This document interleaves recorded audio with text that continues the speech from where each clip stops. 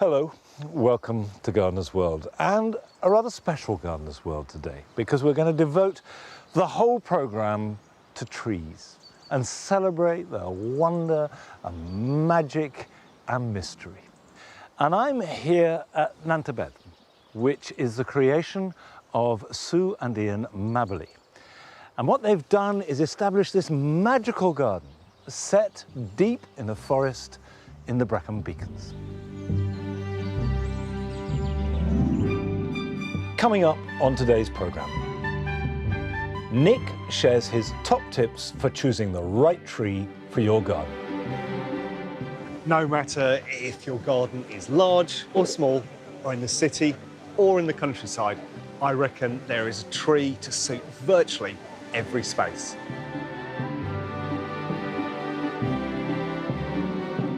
Arit talks to the environmentalist Al Gore about the importance of planting more trees for the planet. Gardeners can play a key role by helping to enhance awareness of the role the natural world plays in stabilizing and protecting our ecological systems and the integrity of those systems.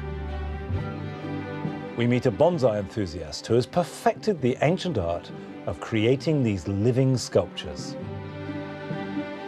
This is a Linisra that came from a hedge, and it's something that you can root very, very easily and look after very easily. And I meet the world's leading tree authority, Tony Kirkham, to discuss the role that trees play in our ecosystem. Our native oak plays host to something like 2,300 species. It is an incredible tree.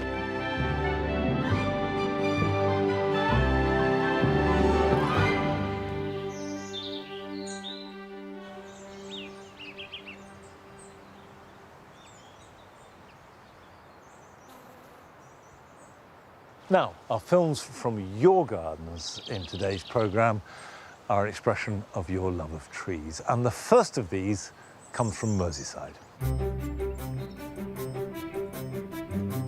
Hi, my name's Rebecca and I live just outside of Liverpool with my husband Ross, and I'd love to give you a tour of some of the trees that we've got in our garden today. Our garden isn't a huge garden, 60 foot by 24 foot. We've managed to fit in over 20 trees, so I think it's safe to say that we love our trees. Quite possibly my favourite tree in the garden has to be the golden Indian bean trees. I just love the foliage so much. They've got these beautiful big heart-shaped leaves that are tissue paper thin, and they're the most vibrant shades of lime green. Our golden Indian bean trees are grafted, which is brilliant for a smaller garden, as it basically means that the stem will stay at that height and only the head of the tree will grow. And we're hoping that these trees will grow together and form an archway. Another tree that we love are the standard ginkgos, and we actually have 3 of these planted in a pebble trough in the patio, and we've added some alpines at the base for some extra interest. The foliage on these is lovely. It's such a unique shape. It's almost got frills. And in the autumn, the leaves turn a buttery golden yellow colour, which just extends that period of interest. So hopefully you've enjoyed having a little look around all of our trees, and maybe it gave you some ideas of some trees that you might like to add to your own garden.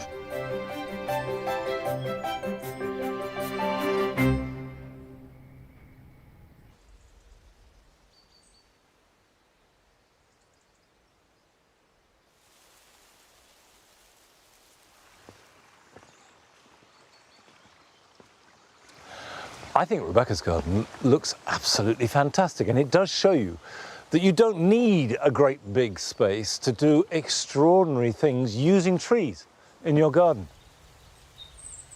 Now, recently I went to visit a garden, Hargis Croft Gardens in Kington in Herefordshire, to meet the great tree expert Tony Kirkham. And we walked through the Arboretum there on a very rainy day to discuss the role of trees in our gardens and indeed in our lives.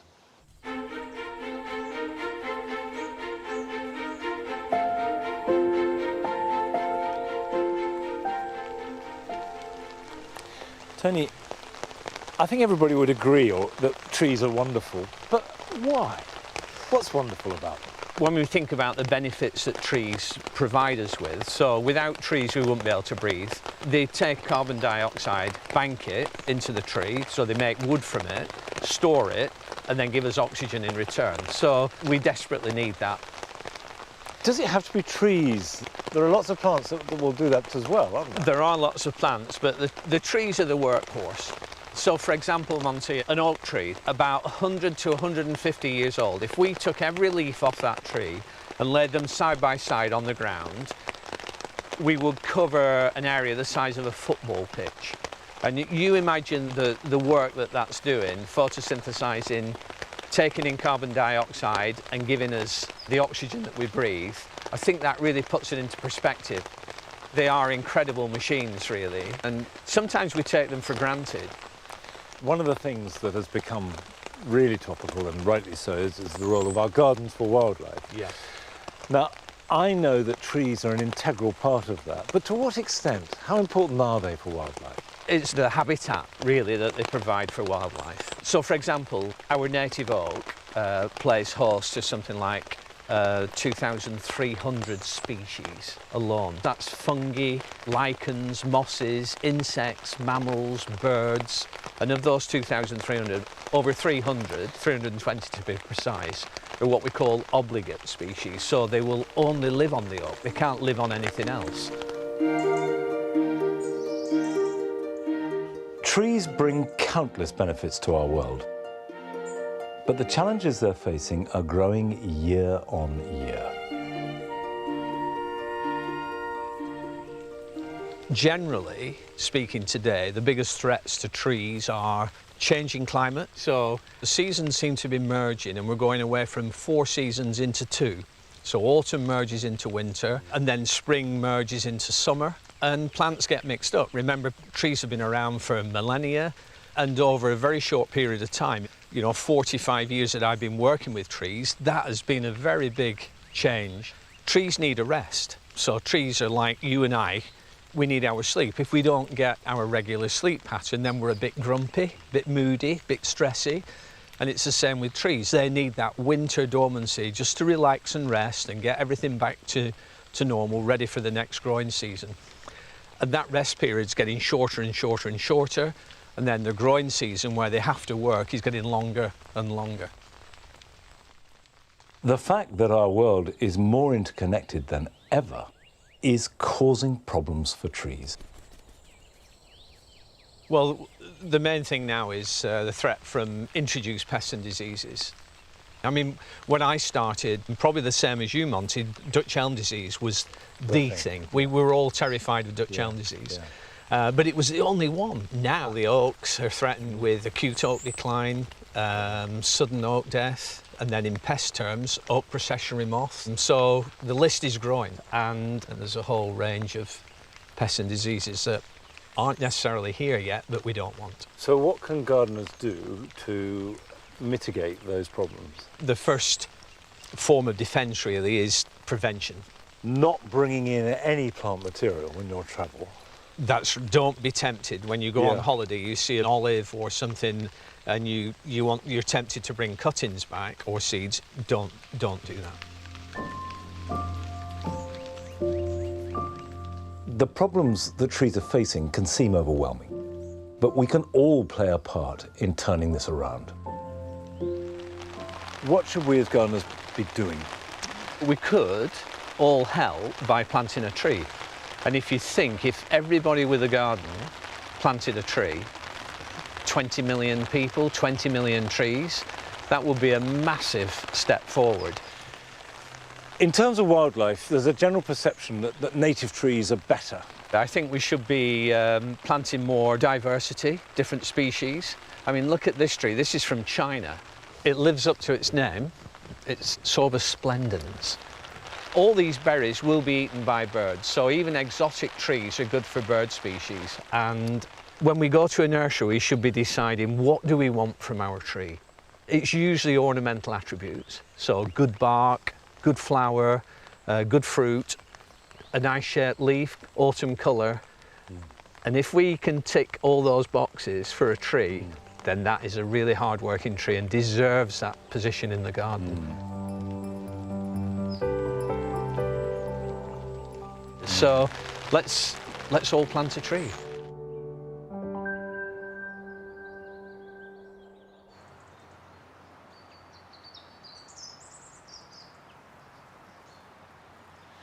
I'll be chatting to Tony later on in the programme, talking particularly about the way that trees communicate with each other. It's absolutely fascinating stuff. But you may feel that with the best will in the world, you simply can't accommodate a tree in your garden. You may not even have a garden. But think again, because there really is a tree for every situation and every garden. There are trees that you can grow on balconies, trees that you can grow in a pot on a windowsill. And if you want to find out more, then one of the best places to go is a flower show. And a few weeks ago, Nick went to Chelsea in search of tree inspiration.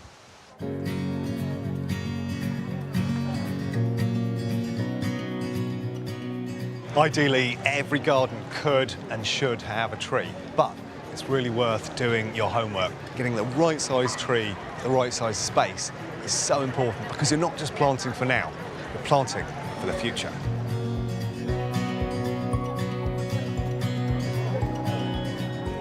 With a huge variety of trees to choose from, it's a good idea to consider not only your climate and soil conditions, but also your budget and how long you're willing to wait to get that fully matured effect. With bigger trees, you're buying time, but don't be afraid to plant a sapling and watch it grow. Young trees often establish better.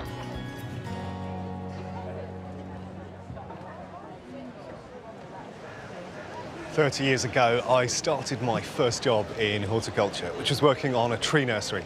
And I spent that first summer bent double budding and grafting trees, a huge proportion of which were malus or crab apples. They were hugely popular back then, and they're just as popular today. And rightly so, as they provide so many seasons of interest and are great for wildlife, as the fruit provides food through autumn into winter. There are lots of varieties to choose from, meaning there's something for every size of garden. Some will even grow in containers. As with any tree, always be sure to check the ultimate size, what soil and light requirements your tree needs, and you can't go wrong.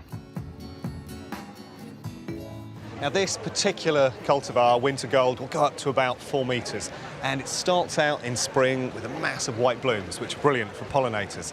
It then produces these fruits, which are initially green and then take on this lovely golden tone in late summer and into autumn. Now they persist well into winter, so they're brilliant food for birds, but you can get in there quickly yourself. Then you can harvest them and make wine or crabapple jelly. But if you want an even more compact tree, it's worth thinking about a cultivar called Red Jade. That's a weeping form, and it only goes up to about 2.5 metres. It's absolutely covered in glossy red fruit, which also lasts well into winter. Crab apples are easy to grow. They'll cope with a bit of shade, but the fruit will ripen even better in a sunny position. So it's well worth having a look around and seeing which malus is going to suit your garden.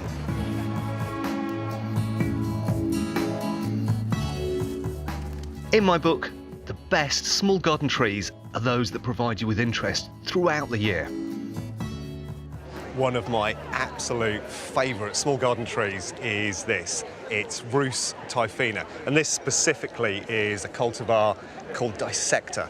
It's called that because you've got these really sort of chopped up, fine leaves. On the ordinary form, they're solid leaves. It's incredibly adaptable, so it'll grow virtually anywhere in the UK.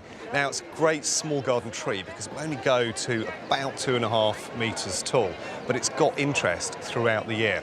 So you can see the old flower heads here from last winter, And then the flower heads that have been produced this year, and they'll persist all the way through winter, even when the leaves have dropped off. Now, the leaves are pretty much the star of the show. In fact, I defy you to come up with a tree that has better autumn colour than this. It's got a fantastic range of really vibrant red, orange and yellow leaves that persist for about 3 weeks.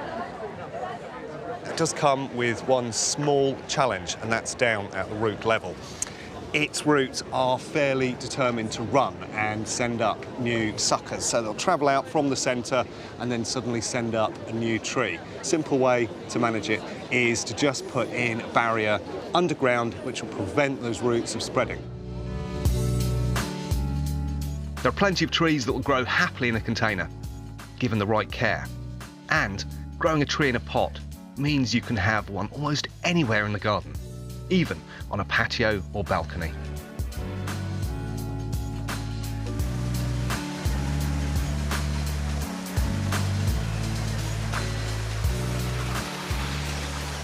If you are looking for a compact, evergreen statement piece for a small garden or a courtyard, then I reckon that this is the tree to go for.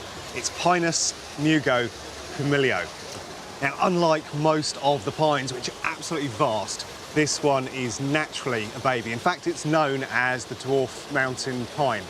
Now, this particular specimen is 50 years old, but it's something that you can start yourself at home with a medium-sized specimen and gradually train it over the years. And I think it adds that fantastic sort of oriental look to small spaces. Like most pines, Pinus mugo isn't particularly fussy about its soil type, as long as it isn't heavy clay. It will benefit from regular watering in the hottest of summers, as its roots lie very close to the surface of the soil. Has to be said, there's a pretty fine line between what constitutes a large shrub and a small tree. And this is a prime example. It's a brilliant plant. It's called Heptacodium myconoides. It's often known as seventh son of the seventh son, and that's because of the way its flowers are structured. So you've essentially got a cluster of 6 flowers with one in the centre. Now, it really is the large shrub or the tree with it all. Right now, we're in late summer going into autumn, and it's covered in massive blooms, which are absolutely loved by pollinators. But once the flowers have dropped, those calyces, those little pink supports on the back of the flowers, sustain until November or December. So it almost looks like a pink flowered shrub. Then through the winter, you've got these fabulous sort of ghostly stems. You can see the bark is peeling off in beautiful strands. Now, it's genuinely small, so it'll never get to more than about 4 metres or so high. And of course, because it's got that open quality, it's good as a host for other plants. So things like Viticella clematis, which flower in the end of autumn, would be absolutely perfect to grow up through this. So for an all-season large shrub or small tree, I reckon Heptacodium myconoides is the one to try. One way to maximise your vertical space and ensure you get the most from a fruit tree is to grow one against a wall or a fence. And espaliered apples and pears are ideal for this. Now, this particular specimen is a conference pear, and this is probably about 50 years old. You can see it's seriously gnarly. But if you want to grow them yourselves, you can buy them pre-trained as a relatively young tree, 2 or 3 years old. Once they're in the ground, they will fruit in 1 to 2 years' time. Or you can just take a tree yourself and gradually train it over the years. Both pears and apples can be grown in this way. Now, you can see there's a basic T framework here from which all of these spurs emerge, and it's these spurs that produce the fruit. And so they need to be pruned during the winter down to about 2 buds. And what you'll find is in spring, they come into bloom, masses of white flowers, brilliant for the pollinators. Then you'll get embryonic fruit through summer and then harvestable fruit in the autumn. You can grow espaliers in a number of different ways. The classic thing is to grow them against a wall, trained out flat, but you can equally put them onto a garden fence, or an interesting way to use them is mid-garden, so virtually use them as a screen or a fence. And so if you're looking for a compact tree that delivers lots of interest and is productive, then it's really worth considering growing espaliers.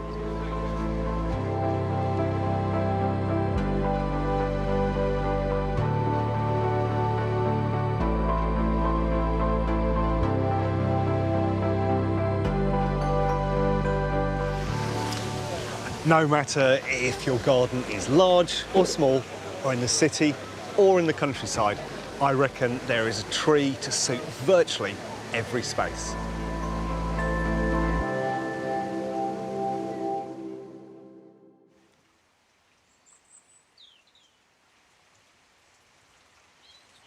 I agree with everything Nick says, but there aren't many gardens that could accommodate these Douglas firs. It's not so much the footprint, it's how they soar up into the air. This is about 85 years old, and yet already it's 150 feet tall, and there is no other living thing on the planet that can match it. Now, still to come on today's programme. Arit chats with the former American Vice President and environmentalist Al Gore about what we can all do to protect our trees and his mission to get us planting more. Worldwide, there's now a global effort to plant 1 trillion trees, but we have to plant the right kind.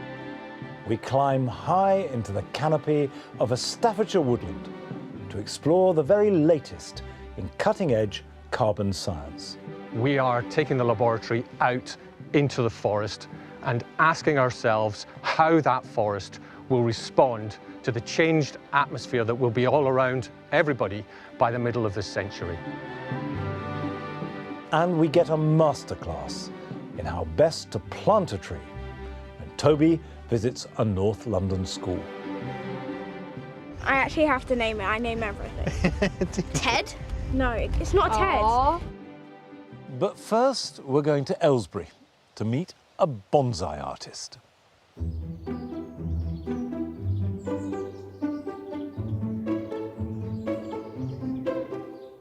The ideal tree will look like a mature tree with ideal proportions, something that you can stand underneath, sit up around the base of the trunk and look up into the leaves.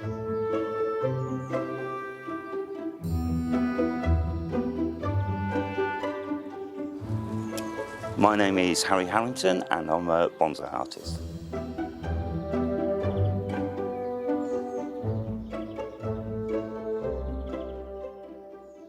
When I worked as a gardener in my 20s, I would see these trees that the owner of the garden had, and they were just saplings in pots, but I would see them every day.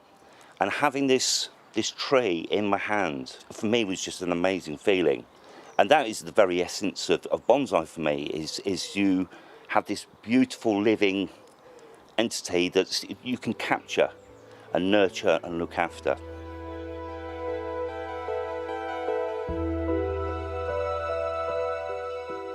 There was a big mystique about bonsai, and it was seen as something very unattainable. But I think in the past 30 or 40 years, particularly in Europe, we've realised that you can use very, very common European trees. In bonsai, we have naturalistic styles and we have abstract styles. And a naturalistic tree is a tree that you would see growing in a field or on the horizon. Abstract styles will be more caricatures of trees. They may have cloud pruning, or they may be something that is a thing of beauty but doesn't look like a tree that you would ever actually see in nature. If you try and bring a tree inside for a day or two, that's absolutely fine, and it's something that's very traditional for the Japanese to show their one tree for a few days. But if you try and keep a tree inside on a long-term basis, it will just gradually diminish in vigour and health. When we have a branch that's not pointing in the right direction, what I'll do is I will coil copper wire around that branch, and this enables me to place it exactly where I want to within the design of the entire tree. I can put bends into the shoots and I can completely redirect them.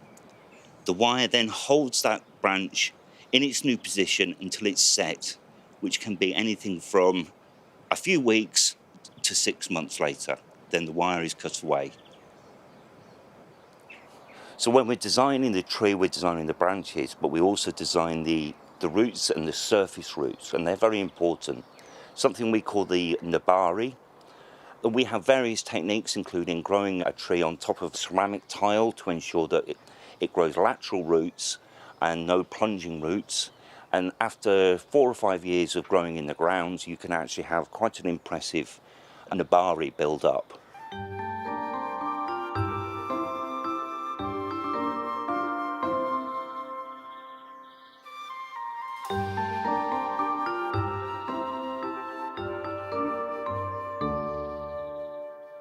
So this is a great piece of material for a bonsai.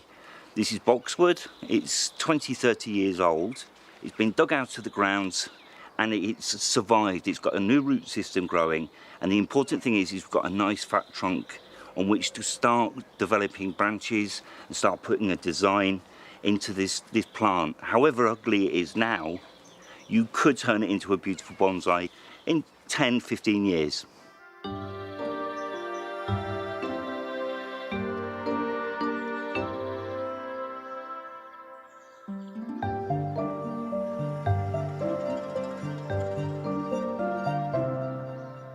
So this is a Linicera that came from a hedge and was just a basic block of wood.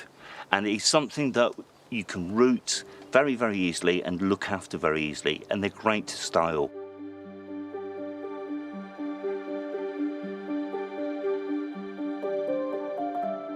To your right is a privet. And this again came from a hedgerow as a big lump of wood, rooted really easily, and over 15 years I've developed it and developed it. And again, very easy to look after species. One of the lovely things about having a bonsai collection is you will start to associate some of your bonsai with different events in your life, whether they're good or bad. You'll remember the times where things have been a bit of a struggle and you've gone out into the garden, worked on a tree, and just been able to relax and get away from life. I have one tree that I obtained the trunk literally the day before my daughter Alice was born, and this was 11 years ago. So Alice's tree has taken a journey alongside my daughter growing up, and that gives it some additional poignancy. There's also trees that I have photographed my children alongside in various stages of both their development. And it's lovely to look back and see how everything sort of grows together as you nurture them. So I think when you accomplish a design in a tree, particularly after 10 or 15 years, there is a buzz. It's something that you've created yourself, and it can only improve as time goes on. And it will outlive me and my children and my grandchildren.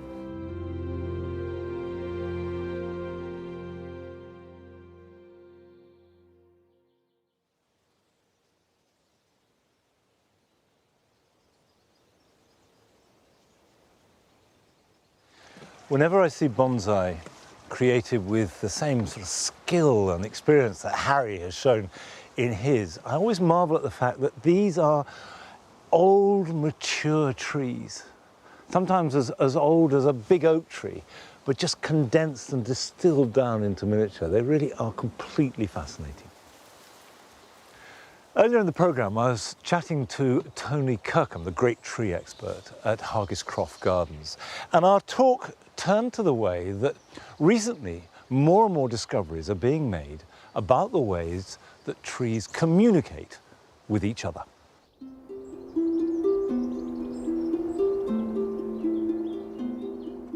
We've been discovering more and more about what you might call the secret life of trees. Well, you're absolutely right. We are learning more about how trees communicate to each other. They do talk to each other, but in a different way to what we do. First of all, underground, there's an incredible network going on between tree and fungi. There's mycorrhizal fungi that's connecting all the roots together. We call it the wood wide web.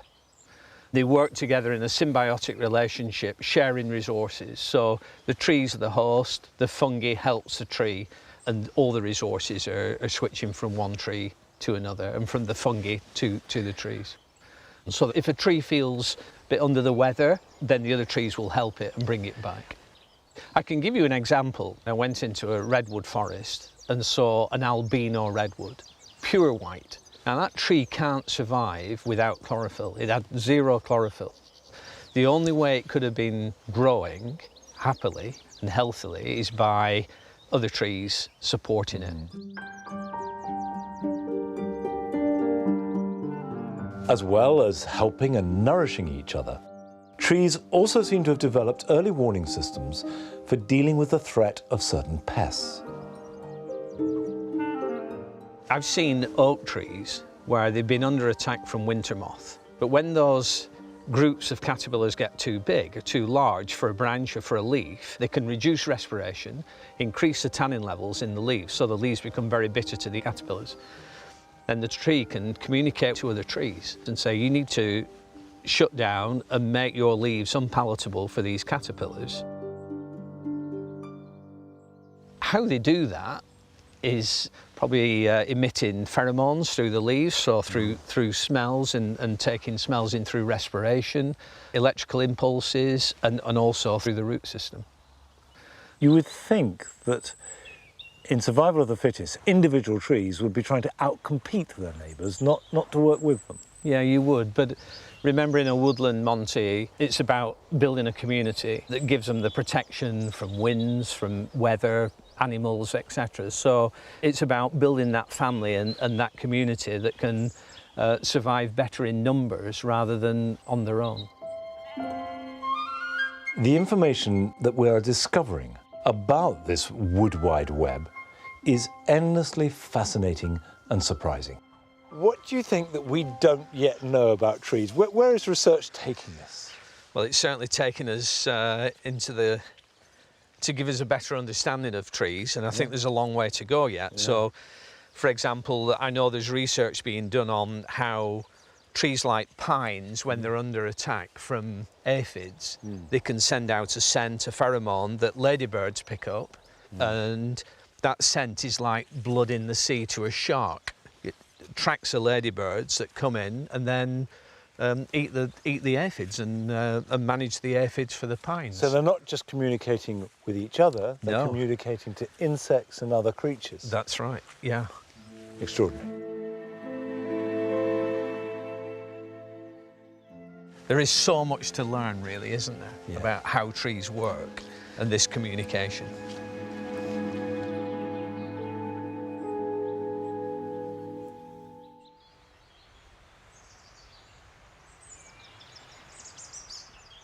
I was left with so much to think about from my day with Tony, but certainly this idea of trees communicating underground and through their leaves is mind-boggling.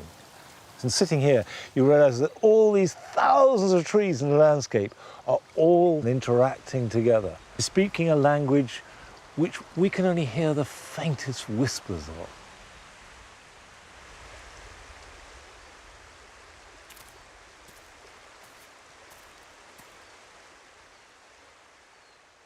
Now, Arit had the opportunity to talk to the former US Vice President and lifelong environmentalist Al Gore about the significant and environmental role of trees.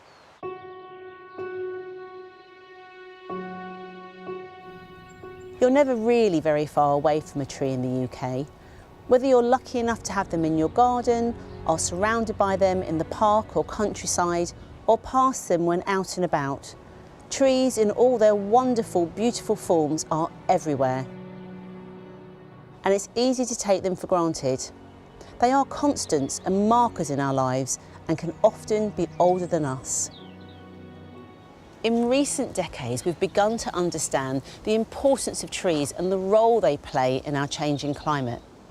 For former US Vice President Al Gore, Nobel Peace Prize winner for informing the world of the dangers posed by climate change, getting this message out has been his lifetime's work. Al, it's so great to see you, and thank you for taking the time to chat with me today. It's a great honor to be asked to to be on with you. Clearly, your passion for this planet is clearly in your blood. And I know that you grew up on a farm. And I wonder if that's really where the relationship started with you and the land. And what was your connection to trees? My childhood had two parts to it every single year. There was the concrete of the city in Washington, D.C., and then there was the farm with trees and pasture and animals and blue sky. And it was pretty easy to make a choice between those two venues. And I really enjoyed the time I was able to spend being closer to nature. I didn't really think of it in those terms as a child, but my earliest lessons on environmental protection were from my dad, following him across the farm, 3, 4, 5, 6 years old. And then it was just a hop, skip, and a jump on to climate when I had a professor in college who focused my interest on that. And I can feel it now when I get back and walk through the forest. And we have trails here now through the trees, and it's just, it's renewing. Oh, that's fabulous to hear. And I have planted 10,000 new trees here on the farm. It's a small amount compared to what we need worldwide. There's now a global effort to plant 1 trillion trees. But we have to plant the right kind, and we have to avoid these monoculture forests that are just good for cutting them down, making paper or cardboard or something. You don't get the rich web of biodiversity that you find in old growth forests or mature forests that have multiple species. In the UK, over half of our nation are keen gardeners, and in the last 18 months we've had another 3 million gardeners join the band, and this is very much about how we want to know as gardeners, what can we be doing? You can join and support the organizations near you that are fighting to protect natural land, and encourage community leaders to protect these valued resources. Whether you're planting a single tree in your garden or working to restore biodiversity across a larger landscape. That's really good to hear, and I love the fact that, you know, you're saying just even that one tree makes you part of a bigger community, which is so important. What's your take on the fact of how we are saving our existing global forests? It's important to highlight the incredible efforts of indigenous communities who serve as land defenders in so much of the world and protect forests around the globe. And we should do more to learn from them about how we can effectively protect our planet's ecology. And gardeners can play a key role by helping to enhance awareness of the role the natural world plays in stabilizing and protecting our ecological systems and the integrity of those systems. I know that you are incredibly busy, but do you get time to kind of go out and still have woodland walks, and how does that make you feel when you get to do that?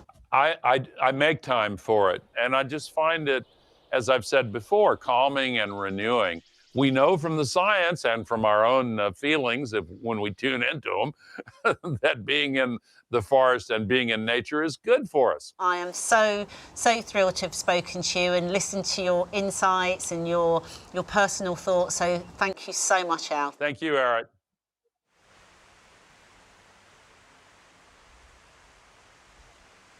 I realise that I normally see trees from the ground up and peering up at them. So it's lovely to have the opportunity to get up here into the treehouse and be in the branches, surrounded by all these leaves. If nothing else, it makes you realise just how many leaves there are on a large tree. And every one of these leaves is playing a role in capturing carbon and releasing oxygen. And Francis has been discovering more about this via an extraordinary new project.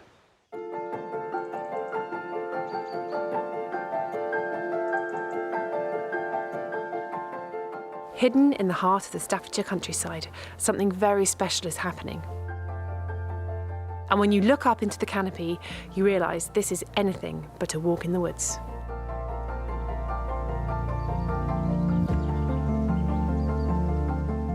This woodland is the site of the Birmingham Institute of Forest Research, known as BIFOR, a £50 million international project to detect changes in a mature woodland brought about by the increasing carbon dioxide in our atmosphere. Head of the 40-strong team of scientists working on this ongoing 10-year project is Rob Mackenzie. Rather than putting plants into a laboratory, we are taking the laboratory out into the forest and asking ourselves how that forest will respond to the changed atmosphere that will be all around everybody by the middle of this century. We used to think about forests like this as just gently turning over in a state of balance. But of course, then we realized that we're changing the goalposts. As far as the forest is concerned, we have been pushing it through changes in carbon dioxide, changes in pollution due to traffic, power stations and fertilizer use. And all of those things have been like a continual set of knocks to the system. And so it's a bit much to expect the system to just continue to absorb those knocks. That's what we're worried about. Each year across the world, temperate forests, not too hot, not too cold, soak up about as much carbon dioxide as is released by the EU and UK combined. Carbon dioxide which would otherwise stay in the atmosphere and contribute to global warming. The question is, can they keep doing it if we keep pushing them with more and more carbon dioxide in the atmosphere? To answer that, Rob and his team have created an atmosphere in this semi-natural deciduous woodland, which experts calculate reflects that of the year 2050. It involves taking pure carbon dioxide, mixing it with air, piping it up the towers and releasing it very carefully under computer control into the patches that we want to experience that future atmosphere.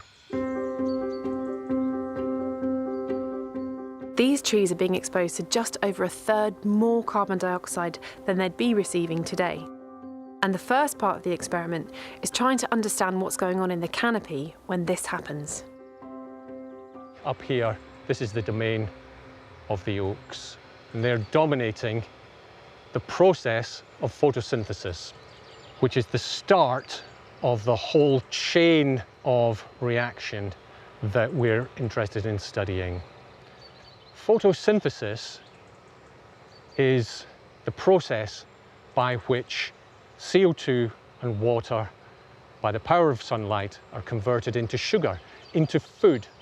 And that food powers the growth of the plants, but also the growth of every other single living thing around us in this forest. Sugar is created through photosynthesis and is the initial store for carbon from the atmosphere. The question is, what happens to the extra sugar created through the raised levels of carbon dioxide? We need to measure almost everything you can think of, and so all around this patch there are measurements going on. We're making measurements of the amount of leaf up in the canopy, how much of it falls down onto the ground. We're making measurements of the sap flowing up through the stem of the tree. That's what this is here. And of course, one of the classic places that a tree can store carbon is in its trunk, building wood. So one of the measurements that we make is the girth of the tree. We measure it continuously using this band. We then look at all the trees in each patch, total up how much they're growing, and what we find is more growth in the patches that are getting the extra carbon dioxide. So some of the carbon dioxide, some of the sugar is being put into growing the girth of the trees. So above ground, the raised carbon dioxide is having the effect of boosting the size of the tree trunks. But what is this sugar hit doing to the rest of the forest? A lot of what we're finding is happening below ground. That's difficult to see. One of the ways that we do it is by putting cameras into the soil repeatedly and measuring the same root as it slowly grows over the course of a season. And we're finding that there is more root. Those roots are exchanging chemicals with the fungus that's around the roots, trading sugar in order to get the rest of what they want for a balanced diet. And so far, what we're seeing is a positive effect from increasing carbon dioxide. We're finding that there's more of everything below ground, more life. While for now this mature forest and the plants and fungi in it seem to be thriving, with carbon dioxide levels set to rise even further after 2050, Rob's team don't yet know if this ecosystem can continue to respond favourably to the changed balance of nutrients. What we find is that the forest is responding resiliently. I feel I know the forest well enough to say it's even responding valiantly to the push that we're giving it, because we are giving it a very big push. But however valiant the response of the forest is, it can never be enough to do the hard work that we should be doing in reducing fossil fuel emissions. If we just expect forests to do all the work for us, we're just going to be disappointed. One thing is for sure. Our mature trees are doing an incredible job in soaking up unwanted carbon dioxide. These guardians of our environment would take hundreds of years to replace, and we should do everything we can to protect them, whether it be in our forests, parks, or gardens. Doing so could be the key to ensuring the future of our planet.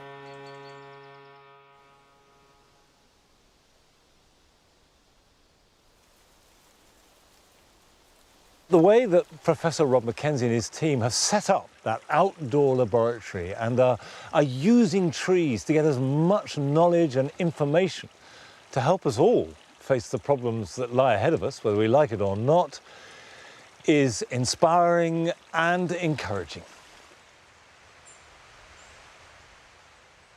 Now, for our last visit to one of your gardens, we've been sent this film from Paul Morrison near Morpeth.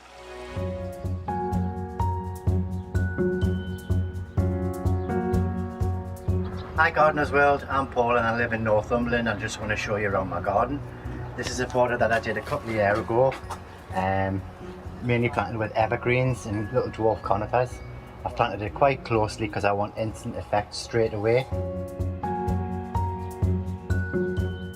This is part of my back garden. This has been planted up a number of years now. I absolutely just love trees, but it's trying to find the right tree for the right location. This is called Acer Griseum. I've had this one in about 30 years. It just has amazing peeling bark. Quite slow grown, and again, amazing in autumn colour. I have got the borders absolutely crammed with Japanese maples and acers and clematis coming through everything.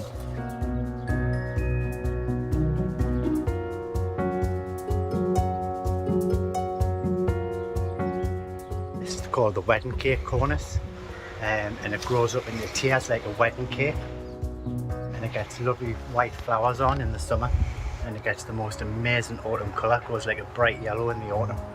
A really nice tree for a small garden. This tree here is Betula utilis jackmontii. It's really lovely for winter interest. It's got amazing bark. And pure brilliant white, looks great in a mixed plant or a mixed border. It doesn't get too big, so it'll grow in a normal sized garden. I would say this one is definitely a must. Hope you've enjoyed the tour of my garden in Northumberland Gardeners World. Thank you for watching, take care, bye.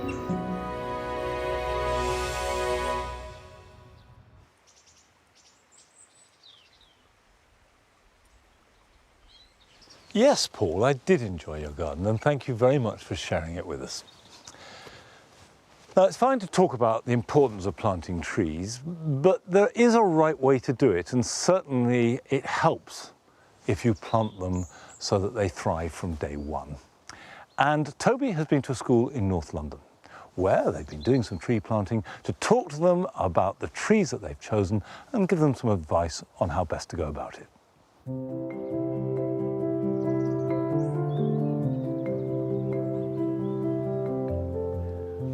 Most schools lucky enough to have an outdoor space or playing fields use them for social gathering and sports, and that's great. However, here at the Totteridge Academy in London, they use some of their site for something completely different. In partnership with the local charity Grow, who work with schools and volunteers, they're taking their students from the classroom to the farm on 5 acres of land that's given over to growing fruit and veg. Today we're going to harvest some cabbages which are going to go into the school canteen and into our weekly box scheme. So I'm going to show you how to do it first of all. Farm manager Sarah Allen-Jones works with this and other schools to bring teaching to the outdoors. Really nice. We'll have food tech lessons on the farm where they'll come and harvest veg and learn about seasonality, and then the next week they'll cook it. We have science lessons out here. We've had lessons on decay where we look at the compost heap and turning the compost heap to see the different levels. And we also have creative writing out here as well.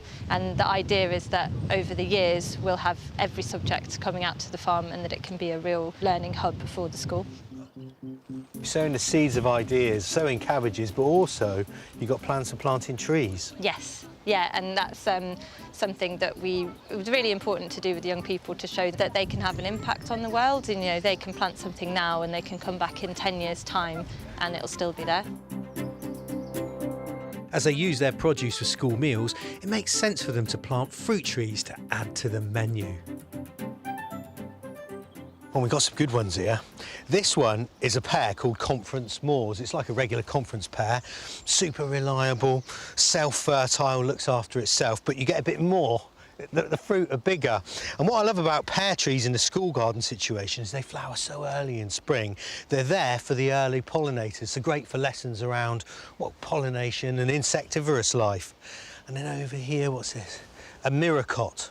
Now, a miracot is an unlikely marriage between a Mirabelle plum, or a hedgerow plum, and an apricot. It's as tough as the hedgerow plants that you see flowering in early spring, but also has the lovely flavour of an apricot. I mean, the fruits are like plums. What they get from the apricot is this freestone ability, which means that when you open them up, the stone inside doesn't stick to the flesh, which is always nice. And there's a hazel. Now, I'd always recommend having a hazel tree in a school garden. This is Tonda gentile trilobata. Now, what makes this so good is it's an Italian variety, and it's the one they use for making those lovely chocolate spreads.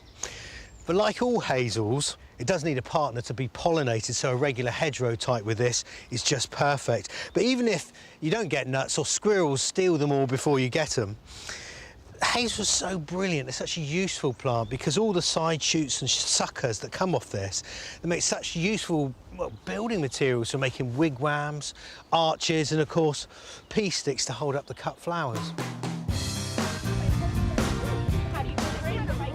The students are raring to go, so I'm going to give them a lesson in tree planting. What I want you to tell me is how deep you think that needs to be planted. How deep do we need the hole? I think like where it is there. So we've got the top of the compost there. Mark it on the spade. That is how deep your hole needs to be. Yeah, I'll just make this hole a bit squarer, a bit larger, because if it's square, the roots can get to the corners and find their way out. That makes sense. What do you know about them regarding the bees and pollination? The bee flies in and then like takes the pollen and like rubs it around its like back and stuff. Then the bee goes and then, but it like falls off its body so that it pollinates flowers in lots of different locations. That's very clever. Think about this, right? Back when the time of the dinosaurs, there were no bees. There's only conifers, trees without flowers. Isn't that mind-blowing? We've also got apple variety Hidden Rose with a delightful pink flesh. So why do you think trees are good? I think trees are good because like they're just so calming, and if you just take your time to just look at them, then you can just see the beauty and it like all the life that's living in them. It's kind of like a big house for like bugs and like birds. It's beautiful. it absorbs all the carbon dioxide, and also it lets out like really clean, fresh air. So if you're ever by a tree, you just have to like smell all the lovely fresh air. Sniff it all. And give tree hugs. Tree hugs are awesome. Yeah, trees give the best hugs ever. Brilliant. Now, there is another ingredient to go on this. Now, do you know what this is? It's fungi. Yeah, it's just got to be in contact with the roots, and that way the fungi will grow into the roots and connect with the other fungi in the field and the rest of the food. So that way it gets its nutrients. It is, yeah. It's sort of a really complex process, but the tree, in exchange for all the fungi bringing it food, nutrients and water, gives sugar. So it's kind of a trade. Exactly. It's important to stake young trees while they establish. The wind in the whole country largely comes from the southwest, so you always put a stake on the southwest side of a tree. Okay. Right, and that way, when you lash the tree to the stake to protect it from the wind, the tree falls away from the woodwork and doesn't rub against it and get damaged. A tree will flourish if you backfill with soil and firm it in. I actually have to name it. I name everything. Ted? No, it's not Ted. Aww. Do you see Ted in this? I'm very disappointed in you. Adam. Yeah, we can name it Adam. Yeah, Adam. We got an Adam. Look, Adam. Adam's apple. Very You good. didn't notice it. Oh. Well, that's that. The tree's in. Done a good job on that. Excellent. Thank you. Thank you. Most vital of all, make sure your tree gets plenty of water in the first year while its roots establish. It's often said that when you plant a tree, you do it for your grandchildren. But today, well, I've learned the profound importance of getting young people involved. And I'll tell you what, with such inspirational and wonderful young people coming through, there's hope for this planet yet.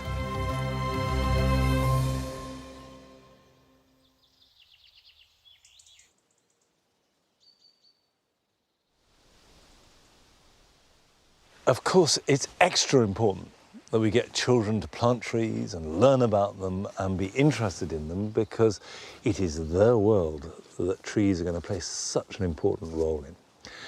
And if you want to plant trees, you might like to take part in the Plant Britain project that Countryfile has established, where they're aiming to plant 750,000 trees over the coming 2 years. And you can get all the details about it from our website.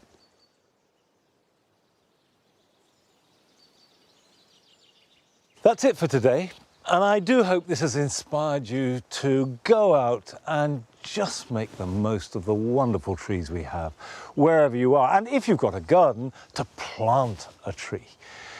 They are wonderful for wildlife, and from day one, however small that tree is, I can promise you, they're completely fascinating. I am back at Longmeadow next Friday at 8 o'clock, so join me, Patty and Nellie then. Bye-bye.